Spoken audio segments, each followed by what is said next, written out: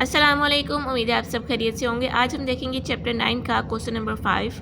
इसमें वो ये कह रहा है कि हमारे पास 3 लाख जो है कॉन्ट्रैक्ट की अमाउंट है, 10% रिटेंशन मनी है, कुछ पर्टिकुलर्स हमारे पास गिवन है। Wages on site, material deliver to site by supplier to site, material deliver to site from store, hire of plant इस कॉन्ट्रैक्ट के लिए है। Expenses charged to contract, overheads charged to contract, material on site on 30th December, work certified, payment received, work in progress not just subject to of a certificate to date, means ये uncertified work है।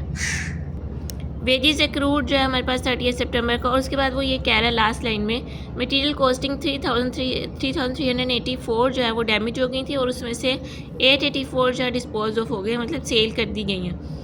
अब हमने contract account, work in progress account बनाना है और relevant item जो है balance sheet में भी शो करने हैं। कॉन्ट्रैक्ट अकाउंट है हमारे पास, सबसे पहले हम यहाँ लिखेंगे मटीरियल्स बाय सप्लायर जो था, मटीरियल फ्रॉम स्टोर जो ओपनिंग बैलेंसेज है हमारे पास। उसके बाद वेजेस आ जाती हैं और जो वेजेस एक्रूड था उसको हम यहाँ पे सम करके यहाँ पे टोटल लिख देंगे।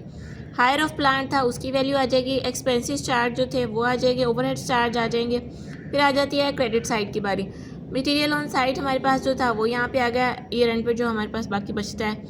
वर्क इन प्रोग्रेस में हम वर्क सर्टिफाइड और वर्क अनसर्टिफाइड लिखेंगे, उसका टोटल आ जाएगा। लॉस ऑफ मटेरियल में लास्ट लाइन में आपको याद होगा उसने कहा था कि 3384 का हमारे पास मटेरियल लॉस हो गया और उसमें से 884 का जो है वो हमें कैश रिसीव हो गया, वो हमारे पास इतना रिकवर हो सका है उसको सेल करके। तो अब हम इसका जो है वो डिफरेंस लेंगे, तो बाकी 2500 जो हमारा लॉस हुआ है इन टोटल, तो हम यहाँ पे लॉस ऑफ मटेरियल के अंडर हम यहाँ कैश लिखेंगे जो हमें रिसीव हुआ, और जो बाकी लॉस हुआ वो हम यहाँ मेंशन करके सम टोटल यहाँ लिख देंगे।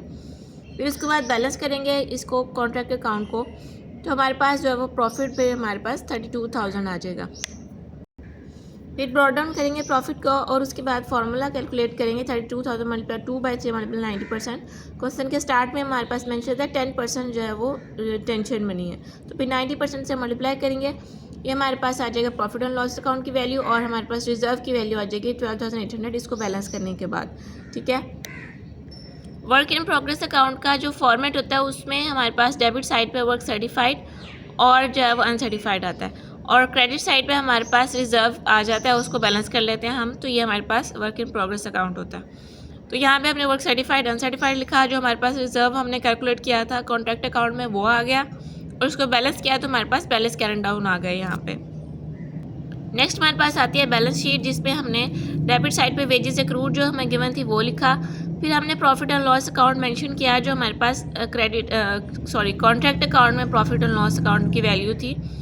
उसके बाद हमने लॉस ऑफ मटेरियल लिखा जो हमारे पास क्रेडिट साइड पे हमने मेंशन किया था 2500। 884 तो हमें रिसीव हो गया था, बाकी जो लॉस था उसको हमने यहाँ से सब्ट्रैक्ट करके इसका टोटल यहाँ पे मेंशन किया।